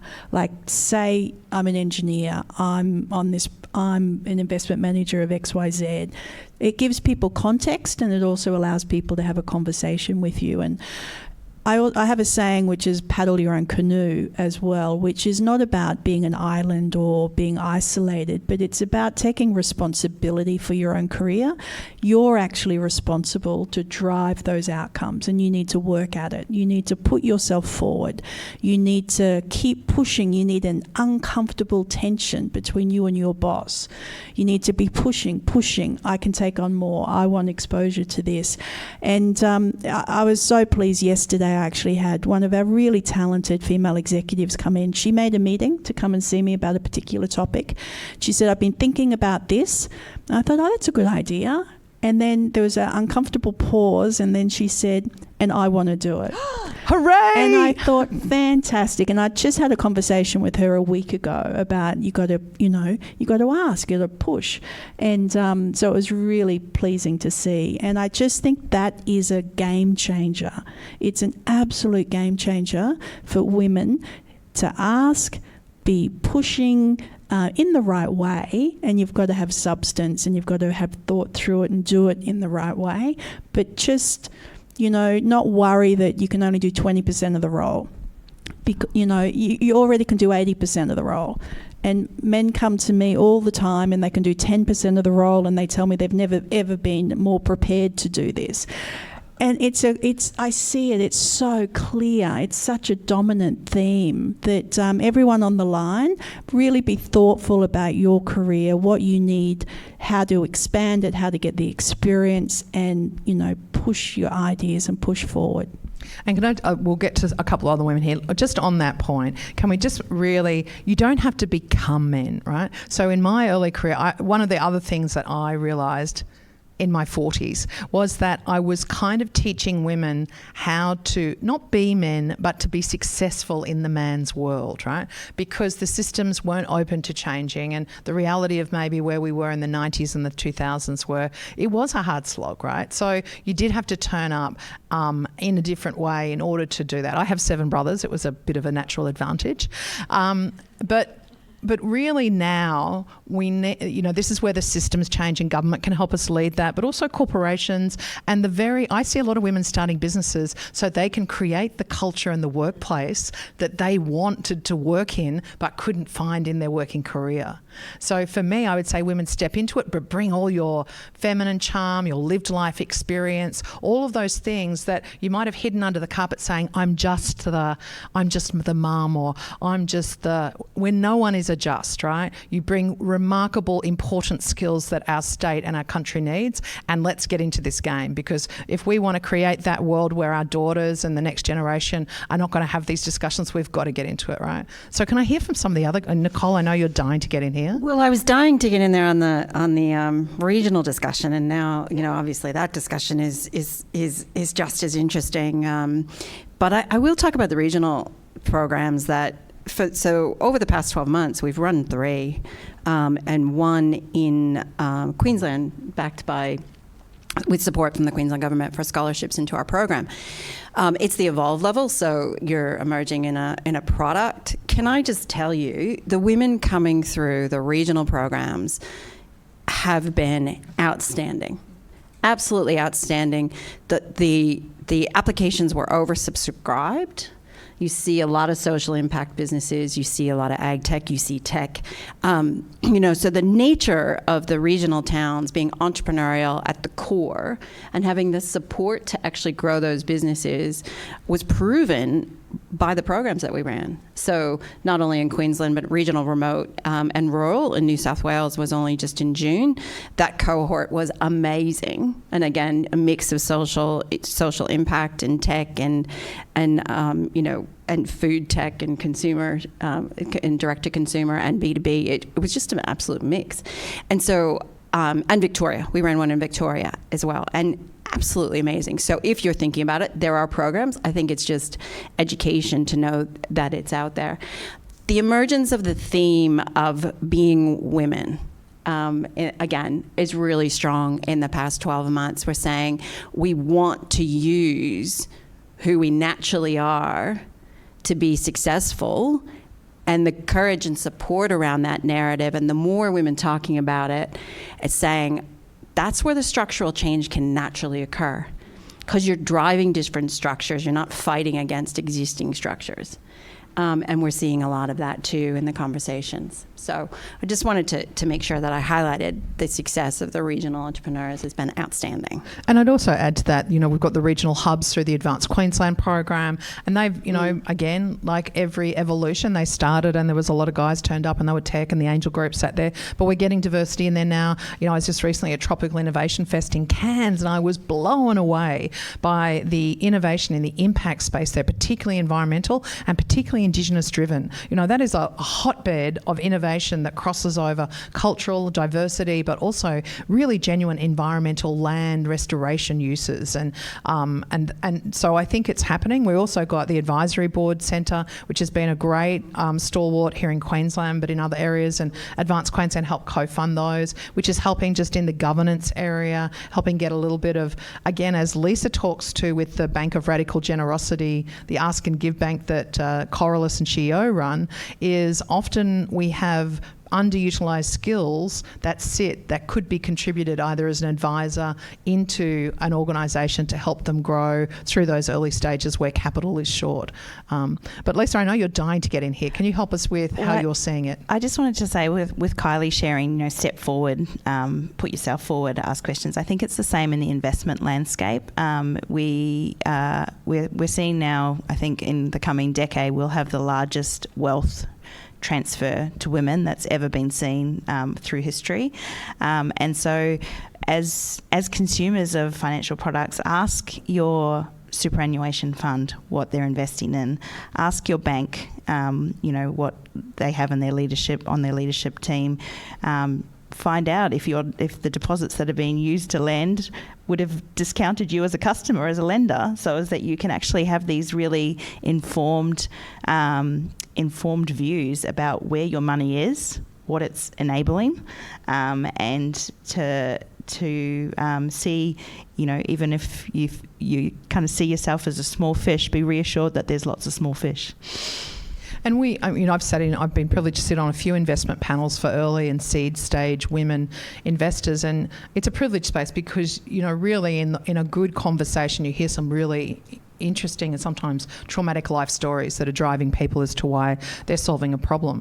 But often some of that is, we've got a narrative here, and I think we're very strong in Queensland around our, the safety and domestic violence issues, and we're really getting a handle around what has been a terrible, part of our society. But, also we've got to look at the coercive control that exists in finance. And, I would implore to those people that are in regulatory roles, nationally, but also in our state. We really have to think through coercive control is often a financial issue. I see many women turning up where on their cap table there's a 50% shareholder, and you say, well, who's this other shareholder? And they go, oh, it's my ex-husband. And you say, oh, how is that? Well, I had to put him on because the bank wouldn't give me a credit card if I didn't have his earnings, right? And then you say, well, how's that going to work out as you grow the business? Well, now we're separated and we're going through a complicated. So I think for us, there's a lot of institutional barriers that we've got to work through, and that's the advocacy piece that I guess what women do really well is we're a collective leadership group. So part of it is we need to step in. This is a great forum. We're raising some questions. I'm sure through the Attorney General here and the Minister for Women that those issues will come up. I'm sure they will come up federally, but we need to work through those because, maybe Lisa, you could share a little bit about the work you did with Global Sisters, because, I've had a couple of women come through online that are talking very respectfully but importantly about elder women that are the largest growing group of homeless people, and what and how can investment but also entrepreneurship potentially be an avenue for those older women. So working at Global Sisters, we helped women start businesses that were single mums, women over 50, regional, rural, Indigenous women. What we found with women over 50 is that they're in the perfect place to start a business. They had an enormous amount of experience. They'd often been pushed out of a job, of a very high ranking type job, and then they were looking to start businesses.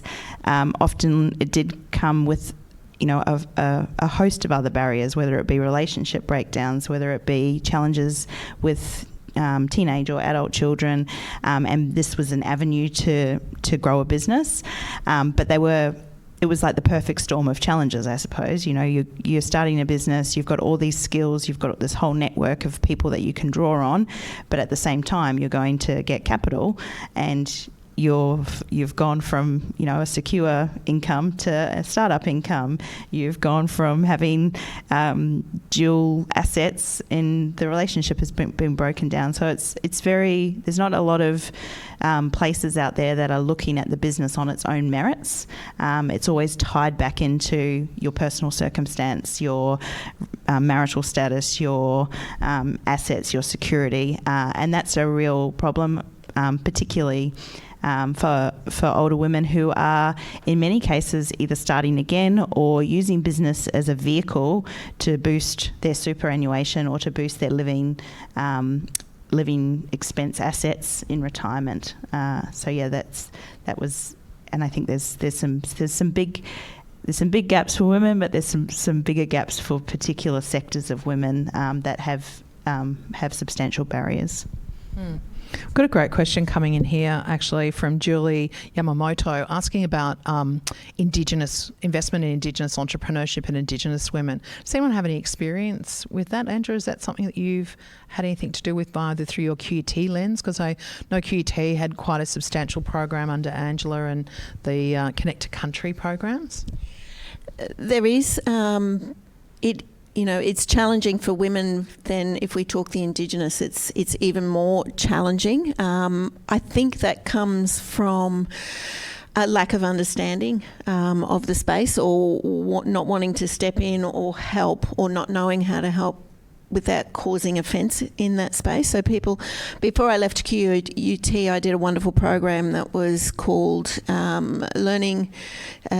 and Learning Perspectives in Indigenous Education, and that totally blew my mind because I had to learn the history from their perspective, what they'd been through over the 200 years and kind of stand in their shoes, but also understand the UN's declaration for Indigenous people as well, and went, wow, there is a lot there that they bring, but you know, how do we lean in when we don't really understand? And most of us lean back and go, we don't want to cause any offence, but they're going, we want you to actually lean in and help us because we are a real minority and we can't get where we need to go without your actual help. So it's actually okay to step in and do things wrong, but we'll help you. And I think that's a huge barrier that needs to be overcome. These, you know, the Indigenous and First Nation people are truly entrepreneurial. They come with a very different spirit. It's very creative. It is entirely social driven. They're not there for the money. They're there for the greater good of a community and their people, and protecting their land that's there. So I think for it to be more successful, the people that, you know, want to invest or are interested in investing, they need to actually go to the coalface and see what it's actually like. I've just been dealing with GHD, a big engineering group that works with defence at the top end, and they have procurement issues, and they want to do more than the 3% procurement from Indigenous owned companies. They want to 10x that. But it's what can we procure from those people right at the top end? Where can they be entrepreneurial and how can we best support? So we're entering into something that's quite different and huge opportunity. How do we make those people that are really isolated and unlock opportunities for them, and then they're self-sustaining businesses and economically sustaining. So it's a tricky area. It is one that is we just got to get on with it, right? Yeah, procurement, the government's good. The government's got some targets out there. Corporates leaning in. Corporates are leaning in. You know, we're getting past the theatrical exercise of a wrap, and hopefully we're getting to genuine procurement now. We're deeply thinking about this procurement as an integral part of actually how do we deeply understand culture better so that we can drive really this inclusiveness that we're looking for. You know, Eye to Eye Global is a Indigenous global firm based here in Brisbane, and they decided they didn't want to be Mr. 4% at the end of a government contract and linked up with other First Nation groups around the world, and now they go and pitch for the UN work, and then they find the white people that they need or the colonial people to backfill the 50% that they can't find in their own groups. I mean, I love that ambition, right? We've got Lisa Wattigo, right, who's doing iScarlet, a great media comms career. She's an assistant professor at QUT. She's out there, you know, every day working. She's done some great programs through Di Farmer's department where she's got into the regional areas and she sits on country and they talk through what problems do you have here, what structure do you need, how do you access grant funding, how might you get, you know, what's the business model under that? I know the container deposit scheme, you know, that sits under the Environment Department has, you know, quite a substantial social capital investment that we're looking at with Indigenous people to involve themselves both on country but in regional towns. And Cherbourg's, you know, yet again another example where they're teaming up with an AI company to look at all the waste streams coming through and sort them mechanically with how they're doing that. So I think, you know, it's about let's get into it and let's be really conscious of who's not at the table. I mean, SheEO, we spent a little bit of COVID studying the habits of white supremacy, not to be a total Debbie Downer, but we need to hear this, right? We have deep colonial biases that sit in our skin that have been passed down to us from generations of our forebearers, and we just need to understand it and then come with an open heart to say, how do we, and you know, I'm seeing some leadership nationally and also in Queensland around how we do that, but there's some great real knowledge that sits in these spaces. And you know, again, I just have to go back to Cairns and the innovation advisory there. JCU's got a great Indigenous entrepreneur in residence there. He's pumped out 15 ventures in the last 4.5 years. You know, I've got guys that are rescuing plastic and turning them into flippers that have got beautiful art on them. I said, I will never use the flipper, but I'll hang them on my wall because the artwork was just remarkable. So I think it's about, as corporations and as government, is really just thinking what more can we do? You know, yes for women, but it's yes and, right? It's the and economy. Anyone else on Indigenous? What are you guys doing in terms of, you've got a very substantial Indigenous RAP program, I know, through QIC. Yeah, look, we do, and it's a constant focus and a constant struggle.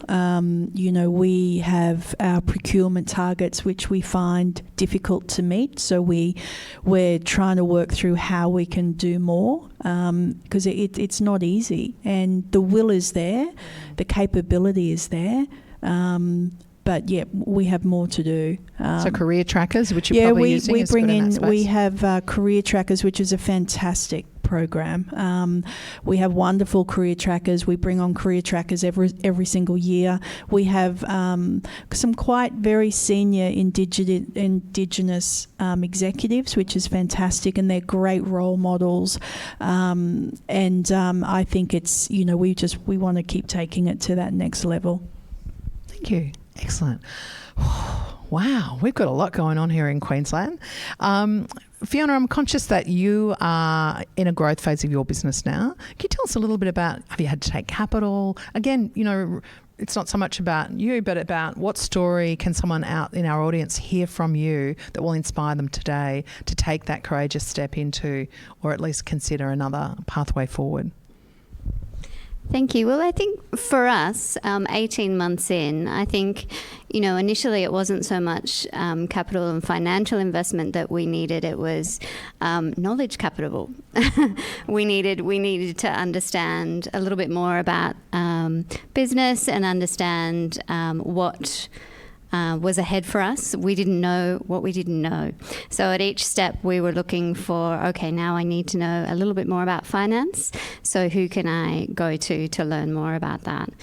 So certainly we've had a lot of very generous investment from mentors and from established programs, as I mentioned earlier, like the Brisbane Business Hub, but also other women in business who we've reached out to, whether it be for our marketing consultants who happen to be a terrific Brisbane-based female-led organisation.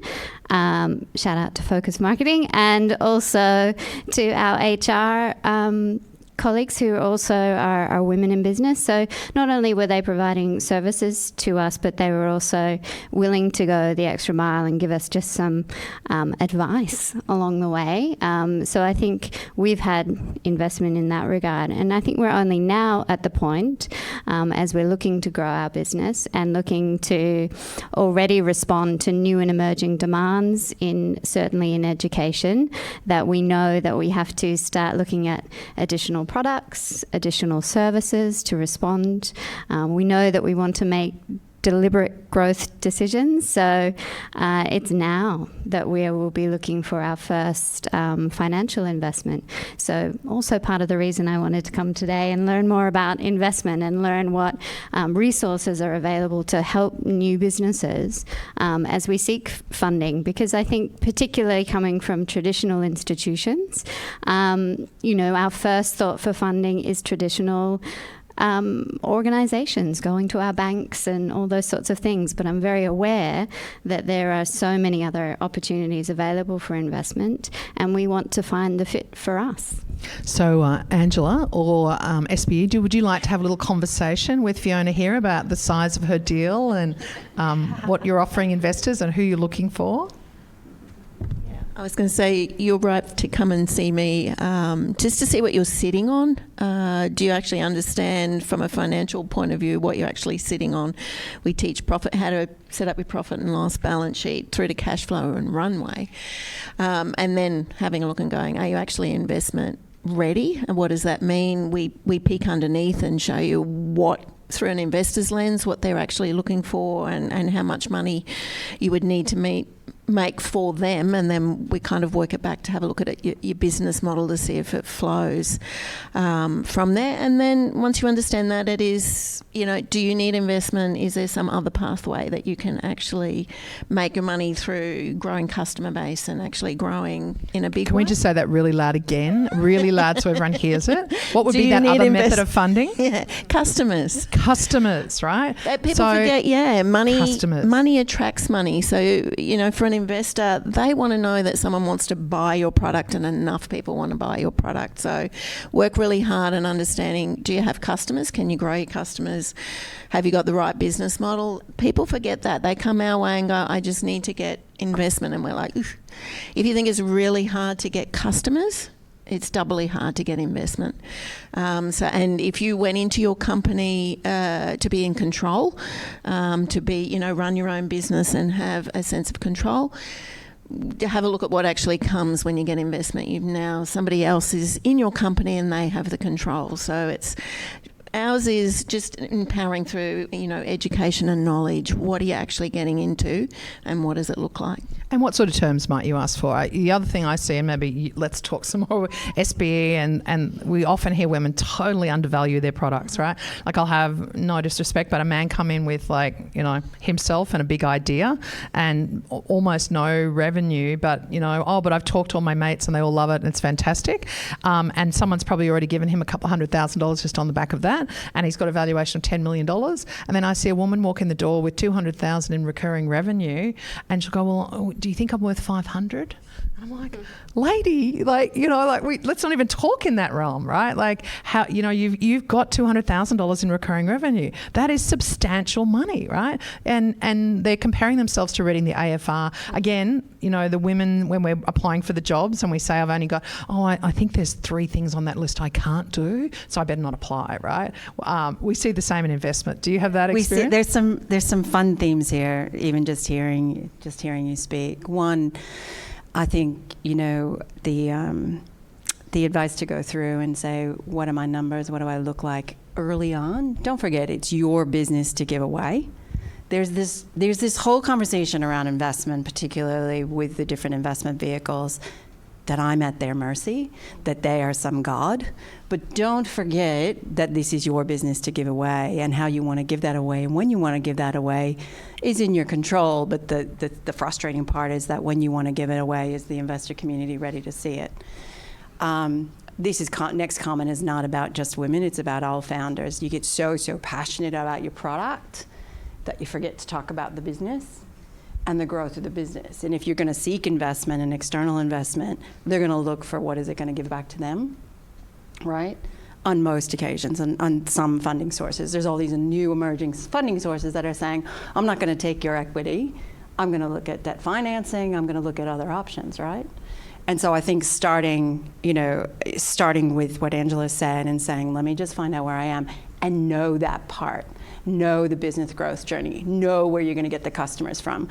The whole conversation around investors has diluted the need for customers, right? And you're saying, eventually that customer conversation is going to come up, and eventually that customer conversation is going to be your success, right? And so I think that's excellent advice. Know your product and your business equally, and be able to pitch that. And then look at what funding you need. When you're looking at it, saying, how much do I really need to give away? How much of this barrier can I survive until I take funding, right? And then what kind of funding actually is advantageous to the business and to myself? The interesting thing about going after capital, and these are some of the myths that I just learned because I did myself just do the Wade course, is that a lot of investors only do 10 deals a year, right? That was an eye-opener to me. They do 10 deals a year, most VCs. And so you're saying, how am I going to get on that 10? And it's all about, it takes 12 months to build a relationship, and it's all about the founder and the confidence of the founder. So that goes to what we just talked about, which is I am confident in my business, I'm confident in my product, I'm confident about the problem we're trying to solve, and that I personally and my team are the ones to solve it. And that piece is what most investors, 90% of the decision is based on the founder. And so building that confidence, that courage, that ownership of what you're doing. And, I am so impressed on how much depth a lot of women have on why they're doing what they're doing. Not just the product, but on why they're doing what they're doing. So I think that's what I can add. I mean, there are so many funding streams, and I know in Queensland there's grants. I know that there's equity. It gets very confusing. And so having someone like BDO to help sort through it, or someone like us, or someone like Lisa who's got a lot of depth in the early stage funding sources to know what's right is very confusing. And so, guidance at that stage is important. I think one of the good things that we've seen, a little modernisation in kind of the grant-making area that Queensland Government through Advanced Queensland, but also through Di Farmer's Department have done, to be fair, is have smaller amounts of money available almost as like an always-on with a few self-regulatory measures on them. And I find them to be particularly attractive to women, because if we look at the federal government, the last big bang they did, the BFF, can I just roll my eyes further back in my head? Anyone who starts a program called BFF was just, you knew it was going to be theatrical from the start. And look, don't get me wrong, we're grateful for the $42 million that went into the hands of women, but God, it was hard work to get that money into those. Can we just be really frank, right? We all know women that either got excluded or didn't get included, and then how hard was it to get that money in and then to get it processed, right? So can we have less of those sort of, and then it becomes Game of Thrones, right? And actually even in Advanced Queensland we've found that with the Ignite Ideas, the early stage granting, which was a great mechanism in those early years to get the system with ideas and things growing. But the problem is now it's so successful, the chances of you actually getting that is like really low. And, as a woman, it's almost like someone judging my child every time I apply for this and get rejected. It's like, they don't like my children, right? Like we're much more attached to our ventures, right? We have this ephemeral thing. So for me, there's, redesigning a few of the grant programs so that they're more, it's very clear what you have to do to be eligible, and then what the amount is that's available, and whether you have to bring two sponsors to say, look, I validate that this person should get this. We could think of more innovative ways to do it, right, so that it's very clear, because I'm trying to get over this bit that says the only people that are going to get money are founders that look like the current founders that the VCs are funding, that are confident. Like you've said it twice now, they invest in the founder, right? Now I meet beautiful women, but they don't jump out of the guns often and say, I'm a great founder and I'm going to give you a return on investment of 5.67% in the next 5 years, and I'm going to go to da-da-da-da-da. And they often come and go, I started this business because my sister got cancer and she didn't have this service. Right? And I know there's thousands of women out there that need this service, and I know we can do it through clinics, and it's a commercial service, and this is how it'll work, right? I'm really moved by that. But clearly it goes into a different category when you maybe get into institutional or even venture capital. Lisa? Yeah, and I think that hopefully the myth, one of the myths that we can break down is that return, impact and meaning need to be separate. I think that, as you said, Monica, they might not come with here's my return over 5.76%, but they come with addressing huge problems that have significant commercial value, but that's not why they started it, and they're not looking to exit it. They're looking to see this problem solved in society, but it doesn't mean that it's not commercial, and it's not investable, and it's not able to give a decent return. And, it doesn't mean it's going to be the next Google or the next Uber, but it doesn't need to be. We can have good businesses be funded and get good returns without having the current model of let's have them all need to be potential unicorns, and we'll invest in 10 businesses and only one will deliver, and that will make up for the 9 that didn't. There's a much more moderate approach to seeing good businesses succeed, get funded, and grow. And I think that, and I wanted to mention that one of the interesting things that I saw in the last couple of days is that I think 92% of small businesses are micro businesses, so businesses that are run with less than 4 employees, and most women start there. That's the reality. Even if they'll start somewhere where they'll say, okay, I'm going to do this because I see the problem, and then they'll get busy and they'll take on a few extra people, and then they'll grow it, and that's a good thing, I think.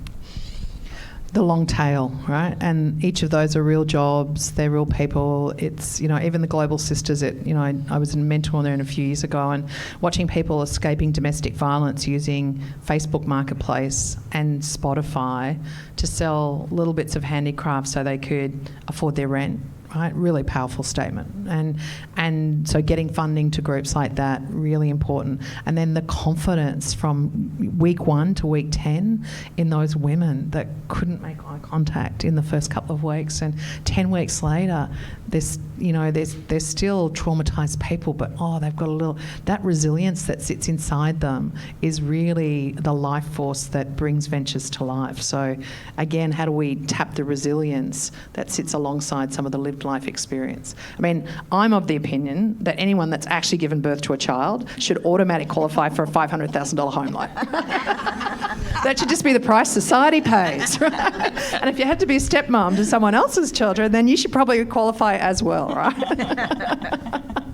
So there is lots of novel ways we could overcome systemic bias as we go through. I'm conscious we're into probably our last, 5 or 6 minutes, and I just wanted each of you to really give us your last thoughts, but also really conscious that women need to see, when we can't see it, we don't believe it actually happens. So part of our job is to make the invisible visible. And can I tell all of you out there on the line, you are visible. I see you, I hear you. I have office hours. I do 4 hours a week where you can find my calendar link. You can book in. I do half-hour sessions, and so you can ask me anything that you want to know about raising capital or growing the revenue side of your business, or how might I do whatever. There is no silly questions. We're all on this planet together, just working our way along the planet. And if you're sitting on an idea from your life experience, chances are someone else is wanting that service as well. So just take the brave first step and do that. But,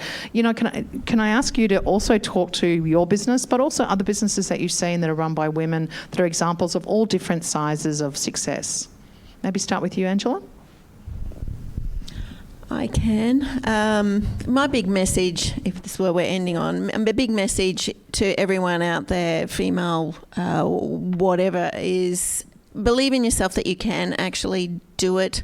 There is not one roadmap. There is not one way of doing it. There is no secret magic to running your own business. It's a lot of trial and error and just putting yourself out there and having that tenacity and grit to kind of prove that you can do it. There are, in my 5 years that I have been mentoring and working with startups, there is a huge number of females that have started from kind of nothing and just working away and toiling in there. You just had Fiona Holstrom up here from STEM Pumps that runs that wonderful program, and it was just that I want to inspire, the children and particularly females to actually enter into STEM careers. She's still local and working hard, but having a huge impact in that space and putting her out there. I used to run weekly lunch and learns, and most of those were finding people that were the quiet achievers, putting them out there, because I truly believe that, you can't be what you can't see. So let's put some ordinary people in there that have had some different pathways. They've overcome some great, adversity, and actually prove that they could do something, even in a small way. It was still a massive achievement to actually be seen. So reach out for help. I do a lot of mentoring. I'm available to anyone. I work with women in construction, NAWIC. I'm also doing women in sports, so I've just picked up someone else, a sporting lady that wants some help moving ahead or transitioning from her career. So reach out to females like this. We're available. We're, very happy to help anyone that we can. We're the knowledge that you, I guess, actually seek. We've got a lot of experience. We know a lot of people that can connect you probably where you best need to go. So that would be my parting message. Just lean in and actually have a go and ask for help when you need it. Thank you very much, Angela. Fiona? well, trust me, I'll be reaching out. And I think that is my experience and my message that I'd want to share from anyone else who's considering this. Courage has been mentioned a lot on the panel today, but in my experience, I think the courage has come from collaboration. So it's when I've reached out to seek support or to seek a learning opportunity with other people in business, with other people who know just that little bit more than you and can fill that gap in your knowledge, that I think has been really powerful and given us, both myself and Philippa, the co-funder of our institute, that continued courage, because the fear doesn't go away. It stays with you every day, but if you keep adding to your skill set, you add to your knowledge base, you're doing that today by joining a session like this, then I would encourage you to keep going. Thanks very much, Fiona. Kylie? I'd add to that theme that I think mindset change is really powerful and very important. And even if you're, junior in an organisation, think of yourself as a leader, because everybody is a leader. Think of yourself in that role and know that it's not the leader's role to know everything. It's the leader's role to make things happen, to collaborate, to be a good team member, to take leadership of issues, and just think you're always being watched. So act like a leader. People will treat you like a leader. It's really important, your leadership shadow, how you carry yourself, very, very important in how people perceive you, and be proud of that. And, don't be afraid of failure. Failure is one of the best learning opportunities you'll ever get in your career. And what's important and what makes the difference is your resilience after you fail. You get back up that next day and you go again. And that would be my parting message. Be a leader, think like a leader, and act like a leader. And we're so glad that you're here in Queensland. Welcome. Thank you, Kylie. I'm going to kind of address the issue of you can't be what you can't see. Queensland has so many examples of this story, and I'll just talk from those that I know, in addition to both Fiona and Lisa on this panel. You've got Fleur Johnston from People Bench, who a number of years ago saw the issue around teacher shortages and has forecasted and developed a product on teacher analytics that is going globally. You've got Louise Brokerman from the Advisory Board Center, who saw that advisory boards actually needed the same structure as regular boards and developed methodologies and frameworks around that, and is rolling that out across all levels of industry, corporate through to startups. And I know Queensland has engaged with her. And you've got Megan Avnard, who stepped out of Brisbane City Council and created her job, her organisation, Sherpack, which is doing amazing things. So you have a lot of examples in Queensland. And I love the examples that you're giving us. This is really important to hear these. We see you and hear you, but we hear the names of these women and the problems that they solve. And they're all mentors and they're all advisors and they're all giving back. And then the next part is that, I think there's no better time than what's happening right now. This I guess, a journey to parity is how I'm going to call it. It's not about dismissing one gender over advancing another. It's just a journey to parity. And I think when you look at across all levels of, the ecosystem, investment, large investment, venture capital, other investment sides, governments, universities, corporates, and accelerators like us, we're all trying to do the right thing. The narrative has changed, and so what are the outcomes of that? What does the future look like? What are the next 5 years? What are the next 10 years? And they're going to be very different to the past 10, and now's the time. If you're thinking about it, you've got the support. It's just a matter of, how do we all collaborate to make it easier? And I think that's super important. And those are the two things that I want to say, and that'll be the spirit of the messages that we try to drive, is around collaboration to achieve parity, and we'll get there, and we'll get there faster than we think. So if we're all on board, and all the economic and social impacts of that, and the job creation and the skills creation and the transformation of the entire Australian economy to a service-based economy is going to be the outcome, and that's really, really exciting. Thank you so much for coming up today, Nicole. And the 1st of September, launching of your report that we should look out for? Yeah, the launching of the Queensland Government has sponsored that research, so I just want to make sure that's aware that they are part of that research, which is launching on the 1st of September. And then there'll be some, calls to action made off the back of that and say, okay, great, that was the last 10 years. What are we doing for the next 10? And so there'll be some calls to actions off the back of that. And then ideally a celebration for all women founders. It looks like it's SBE's Impact Awards, I think, from the external branding. But what it really is a celebration of all women entrepreneurs. They don't have to be part of the SBE community. And all the advisors, corporates, government bodies, investors who have supported that over the 10 years and asking for a commitment for the next 10. Excellent, thank you. And I think it's really fitting that we should finish with Lisa, Queensland's newest female-owned and operated venture capital fund for women by women. So Lisa, please shout out. Thank you, Mon. I think I just wanted to kind of reassure that we can be the solution as well. So first of all, if you're seeking financing, if you're seeking investment, talk to your other women peers who are doing it. Ask them for their opinion. Ask why they would and wouldn't invest in you, whether they can or not. Have that conversation. I often sit in rooms and ask a group of women, are they investors? And I get 2 or 3 put their hand up. If you have superannuation, you're an investor.